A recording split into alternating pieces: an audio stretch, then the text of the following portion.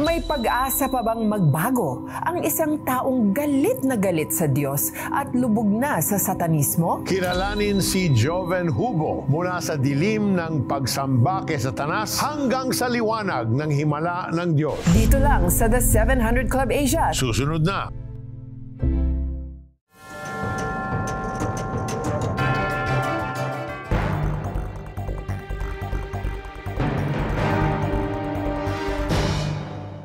Walang ibang taong nagturo sa akin tungkol sa Satanism. Ako ang nag-research mag-isa. Naghanap ako ng mga libro pa, mga pahayagan, mga magazine, mga music na pwedeng makatulong sa akin para mas lalo akong lumalim sa Satanismo. Wala akong ibang inisip nung oras na yun kundi magalit sa lahat ng nangyayari, magalit sa lahat ng tao, lalong-lalo na ang magalit sa Diyos. Taong 1993, isang linggo lang nilalagnat ang kanyang ina at agad din itong binawian ng buhay. Hindi matanggap ni Joven ang naging bigla ang kamatayan nito na nag-iwan ng matinding galit sa puso ni Joven. Nagsagawa si Joven ng sariling pag-aaral at pagsasaliksik tungkol sa astrology, demonology at pakikinig ng metal music hanggang sa makakilala si Joven ng iba pang mga satanista. Sinundan namin yung pattern ng isang libro na ang title niya Satanic Bible. Actually, meron dong detail kung paano mag-organize ng isang satanic ritual. Sa simula ng Black Mass, sabay-sabay silang sumasamba at nananalangin. Kasunod nito, ang pag-usal ng dalawang uri ng panalangin, paghiling ng pagpapala para sa sarili at pagbibigay ng sumpa sa ibang tao. At pagkatapos nun ay magkakaroon ng 1 hour of solemn prayer. Doon ka nasasamba sa sarili mo.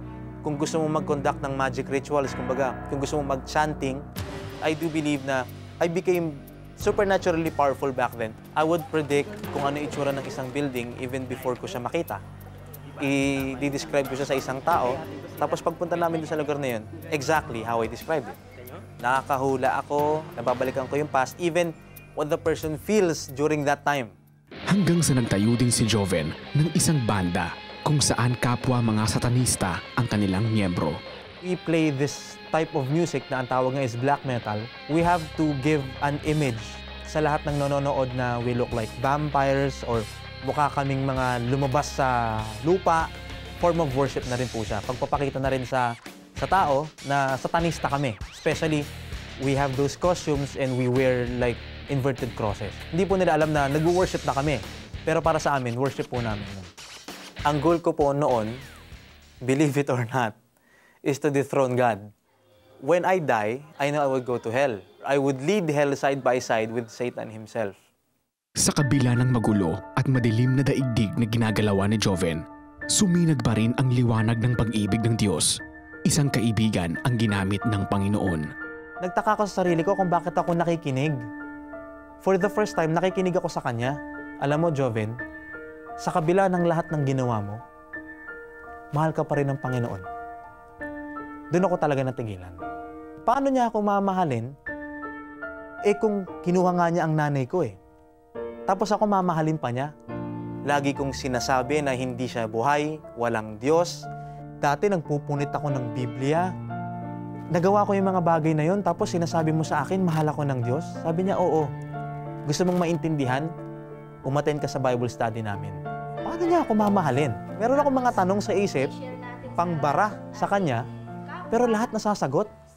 At sa pagpupursige na rin ng kaibigan ni Joven mula sa Bible study na isama siya nito sa Sunday worship. Hindi ko nga naintindihan yung kanta, pero nababasa ko yung lyrics. At lahat nung nababasa ko dun sa lyrics, isa lang ang sinasabi. Mahal ka ng Panginoon. Mahal ako ng Diyos kahit kailan hindi niya ako binitawan. And for the first time, in 10 years, sinabi ko, Panginoon, patawarin mo po ako sa lahat ng aking ginawa. Umiyak na ako ng dire-diretso, hindi ko alam kung bakit, pero naramdaman ko ang pagmamahal ng Panginoon sa akin nung mga oras na yon. At ang mensahe pa ng Panginoon nung panahon na yon ay yung pagkakanulo ni Pedro kay Kristo. Tinuro doon sa mensahe na kahit na nangyayari sa tao yung nakakalimot sa Panginoon, nagagalit sa Panginoon, pero ang Panginoon hindi kailanman nang iwan sa tao. Ang Panginoon ay patuloy na nagmamahal. At pagkatapos nga ng mensaheng yun, ay tinanggap ko si Jesucristo bilang aking Panginoon at tagapagligtas. Masayang-masaya po ako kasi first time ko pong nakaranas ng ganong klase ng kapayapaan sa aking puso, sa aking isip na I really felt free.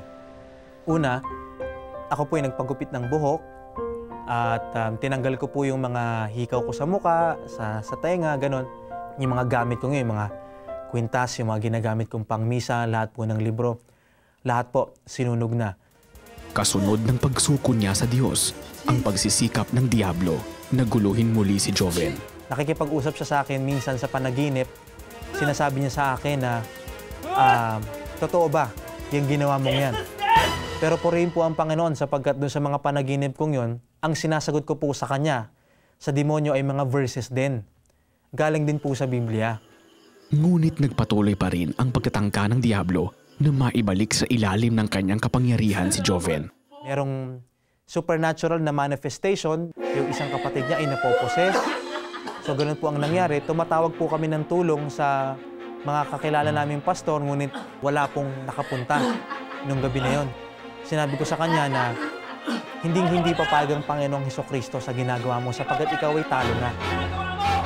Ako po ay binalibag niya sa sahig. Tinapakan niya po ako sa dibdib. Habang ako po ay nahihirapang huminga sapagkat yung pressure niya nasa dibdib ko, ako po ay nananalangin sa aking isip. Sinasabi ko, Panginoon, iligtas mo ang bahay na ito, iligtas mo ang pamilyang ito, sapagkat ikaw lamang ang makakapagligtas sa amin. At pagkatapos nun siya po ay biglang nawala. Ako po ay biglang lumuhod, nagpasalamat sa Panginoon, tapos talagang sinabi ko sa Diyos na, Panginoon, simula sa araw na to ako po ay patuloy na sa iyo. Ibinibigay ko na yung sarili ko, ang aking buong puso, ang aking lahat. Sa iyo lamang. Sa ngayon, iisa na lang ang bukang bibig ni Joven. Kung makapangyarihan ang Diablo, mas higit ang kapangyarihan ng pag-ibig na hatid ng Panginoong Hesus. Wala akong ibang lugar, tao, na nakasama, nakausap na puntahan na nakapagbigay sa akin ng kapayapaan. At ang pinaka-importante ay ang kaligtasan ng aking kaluluwa, kundi kay Hesukristo lamang. Alam mo, Joyce, when you nurture your pain, your bitterness, yung nga, dahil nagalit siya sa Panginoon, dahil hindi niya pinagaling yung mother niya.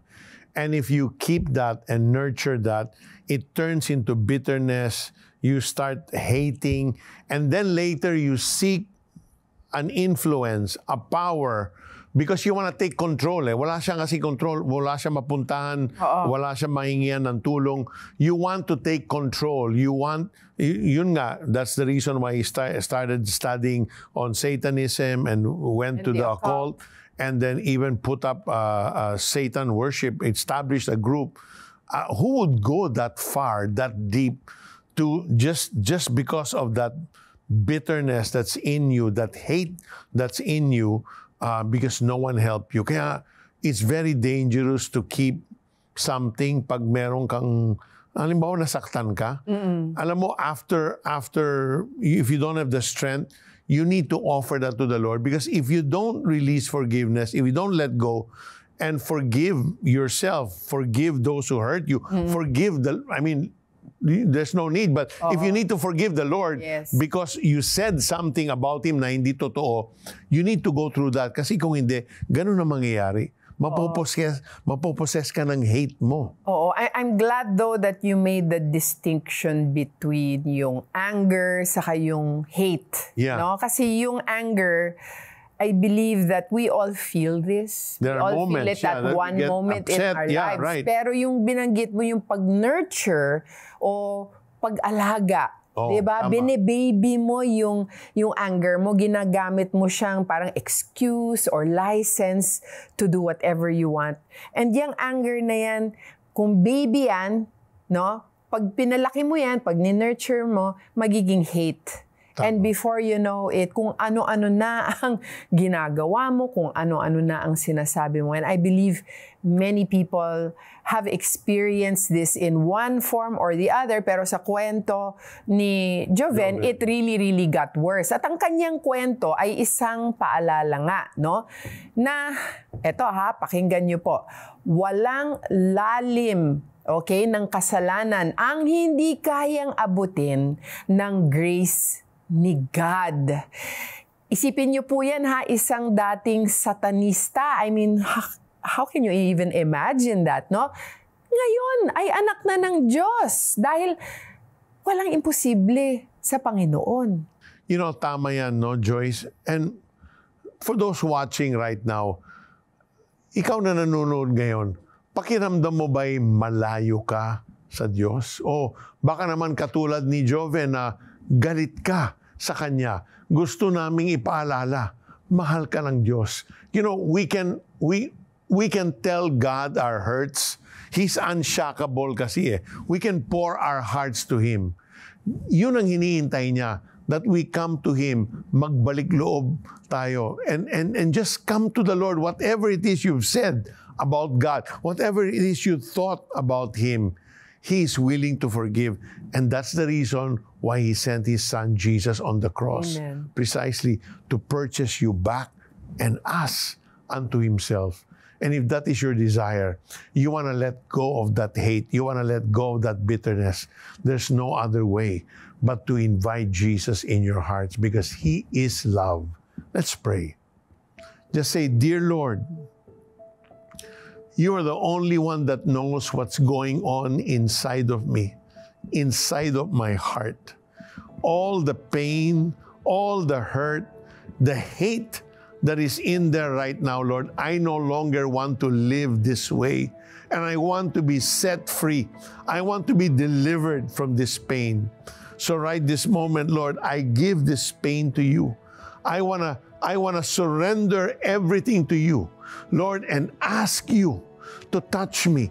Touch that part of my heart that is in so much pain, that is aching right this moment, that has so much hurt against others.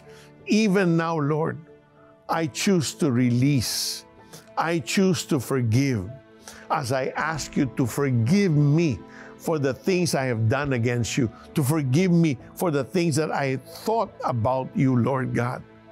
Na akala ko You don't care about me, You don't listen to my prayers.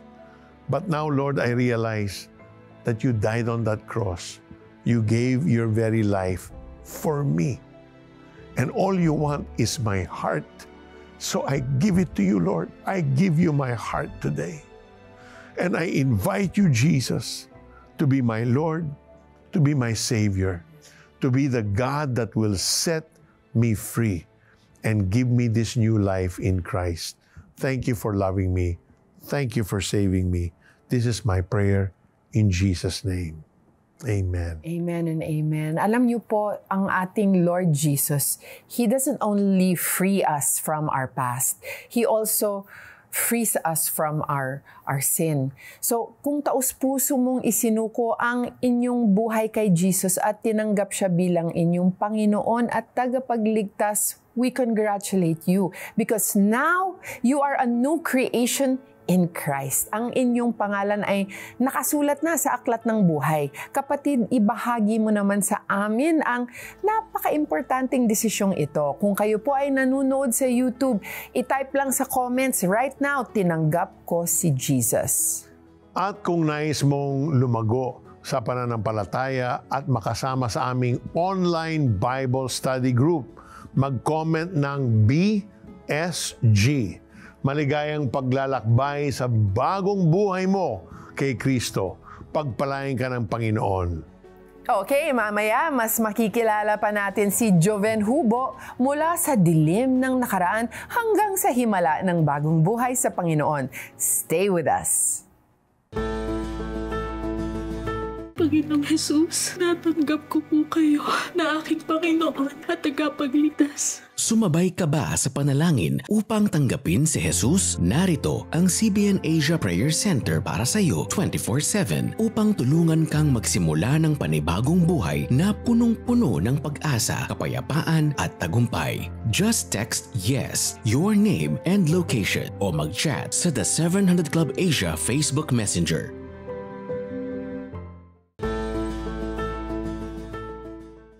In our featured story today, we saw how one friend of Joven Hubo helped change the destructive course of his life by reminding him that God loves him. You can also be that friend to someone else in despair.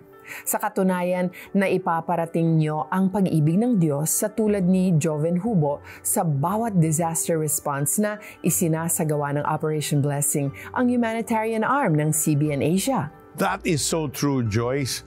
Sa pamamagitan ng Operation Blessing, daang-daang communities na ang apektado ng sakuna ang naabot, bit-bit ang relief supplies, medical na tulong, counseling at higit sa lahat, ang pag-ibig ng Diyos. Ang bawat donasyon nyo sa CBN Asia ay nagbubunga ng bagong simula para sa mga kababayang nawalan ng lahat. Be a friend who brings God's love in action today. That's tangible love.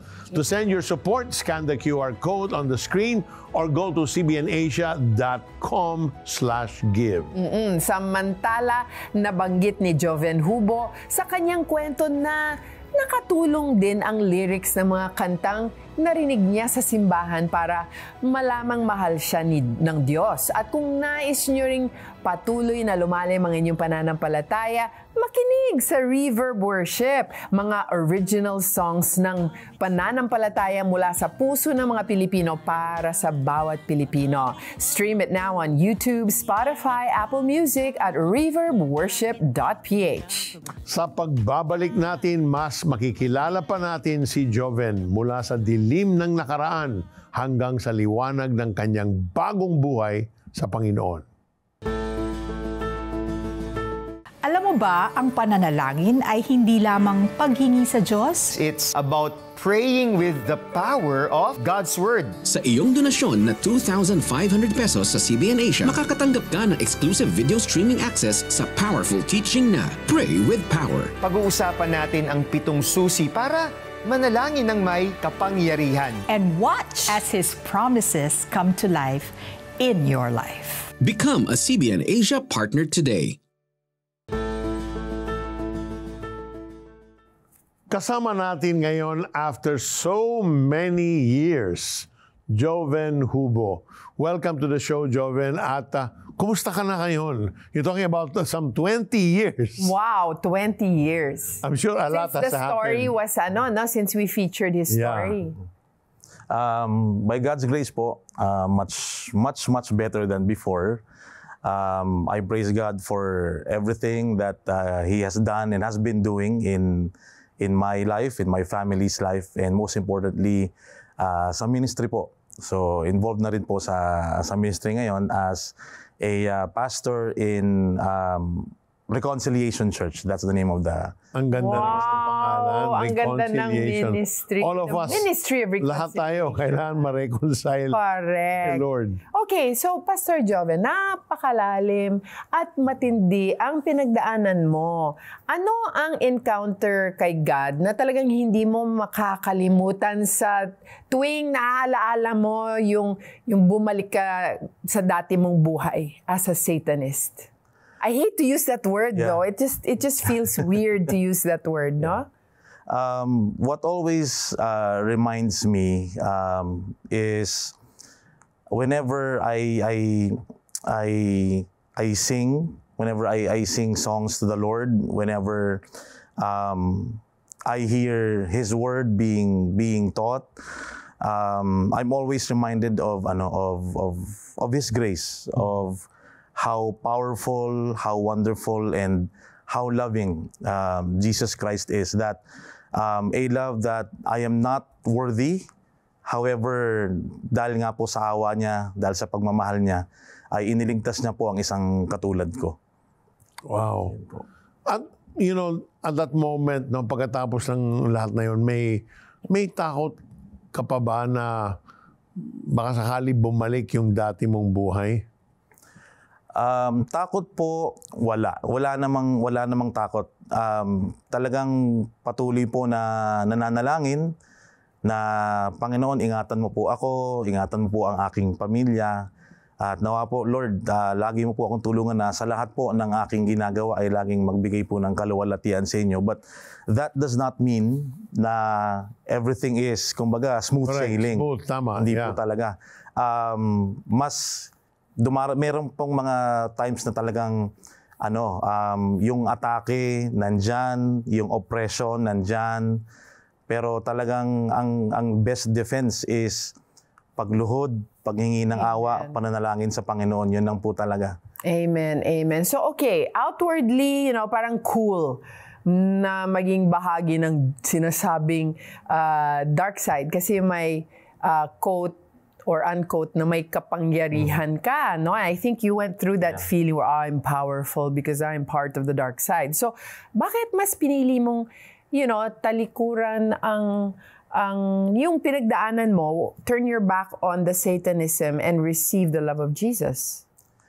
Kasi yung sinasabing kapangyarihan, sabihin natin na merong kapangyarihan but instead of freedom, actually it contains you, it binds you. Mas kumbaga mas sumasara ang lahat sa iyo eh. Hindi siya freedom per se. Mas mahihirapan ka and walang sense ang lahat. I mean, nagagawa mo yung gusto mong gawin, nasusunod mo yung kumbaga yung laman mo, yung katawan mo, yung layaw mo. Pero pansamantala lagi. Hindi siya masaya. At the end of the day, alipin ka rin. Yes. So, yes. I mean, being a Satanist, is there any power in that, or is it just something cool to say, or is there something deeper? Is there something more spiritual? It is definitely spiritual. It is definitely so it's spiritual. not just being about, I'm wearing long hair and piercings and it's not just that. Yeah, kasama na yon, pero yes, it's not just that. It is definitely dark, it is definitely deep, and it's definitely spiritual. However, yun nga, it corrupts you, it binds you, and eventually, it destroys you. Yeah. Yun po siya. So how important is it, Joven, na nung nagbago ka na, sinunog mo lahat yung mga paraphernalia, yung mga gamit, yung mga libro. Bakit mahalagang gawin yun? That's very important kasi po, kailangan walang trace ng kaaway sa buhay mo. Kailangan lahat talaga kasi 180 eh. Kailangan mo siyang talikuran and hindi natin kasi pwedeng bigyan ng foothold ang kaaway sa ating buhay, whether sa physical na pag-iisip kasi meron talagang effect yan sa'yo spiritually.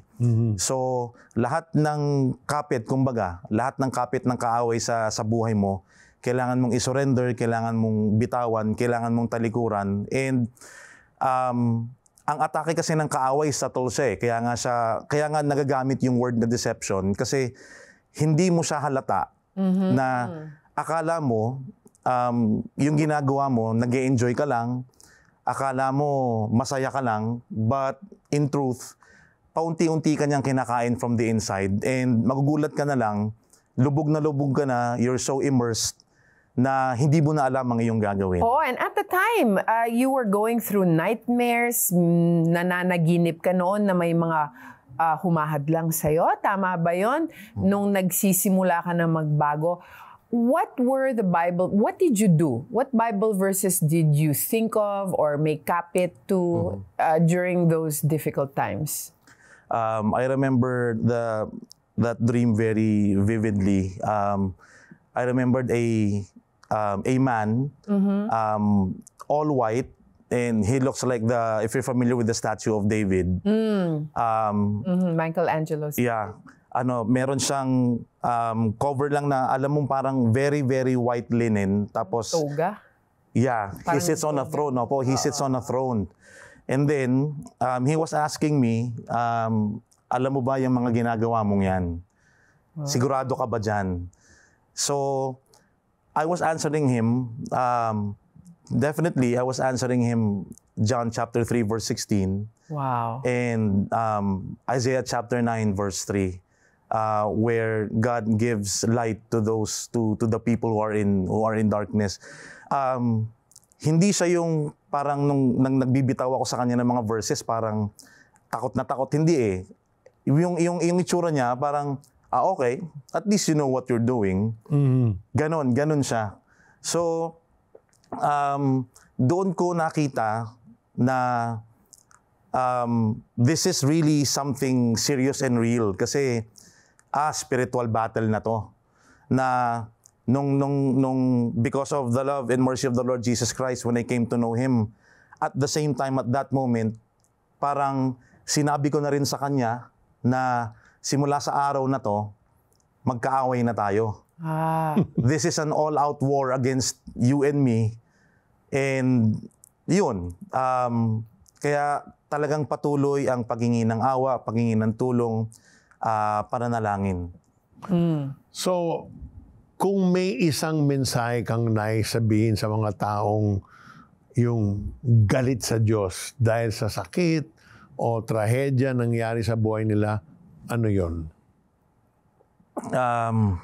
It is valid na tayo ay magalit, sumama ang loob, especially kapag dumadaan tayo sa mga matitinding pagsubok ng ating buhay. Pero hindi natatapos ang buhay dyan. And hindi galit, hindi sama ng loob, hindi bitterness ang solusyon. Ang solusyon pa rin is admit that you need help. And the only and the best person that will help you is the Lord Jesus Christ. Kasi ang tao, pwede nating abutan ng tulong or pwede nating hingan ng tulong. Ang tao limited. Let us remember that. Pero ang pwedeng gawin ng Panginoong Yesus sa buhay natin is unlimited. Amen. And hindi lang siya unlimited, lasting pa. As long as we humble ourselves, we ask for His help, at hindi po siya madamot. Lagi po siyang nandyan para tayo po ay tulungan. Praise God. That's as clear as anything can be, because walang advantage yung ikikimkim mo and yung heart. Galit, so we wanna thank you so much, Joven, but we wanna release you with a blessing from the Lord before we let you go. Father, thank you for Joven, Lord God. Amen. Indeed, his life is a testament that you can bring someone from night to day, from darkness to light. And once you've translated him into your kingdom of light, Lord, there's no better place to go. There's no better place to be but in your perfect will and in the hands of the Father, where no one can snatch you out. So, Lord, today we speak a blessing upon him, upon his family, upon his ministry, and declare in the name of Jesus, greater days are ahead of him. Victorious days are ahead of him. Prosperous days are ahead of him. May your hand of blessing, protection, and favor accompany Joven all the days of his life, because you're the God that battles for him. We give you praise, glory, and honor in Jesus' name. Amen. Amen. Minsan, ang mga sugat natin ay nagiging daan para mas makilala natin ang tunay na makapagbigay ng lunas at bagong buhay, si Jesus. Gaya ng sinabi sa 2 Corinthians 5:17, if anyone is in Christ, he is a new creation. The old has gone, the new is here. Kung naantig kayo sa kwento ni Joven, consider partnering with us in creating more life-transforming stories on the 700 Club Asia. To send your support, just scan the QR code on your screen or go to cbnasia.com/give. Hanggang sa muli, Huwag mawalan ng pag-asa dahil walang sinuman ang lubos na malayo sa pagmamahal ng Diyos. God bless you. Bye. Jesus loves you.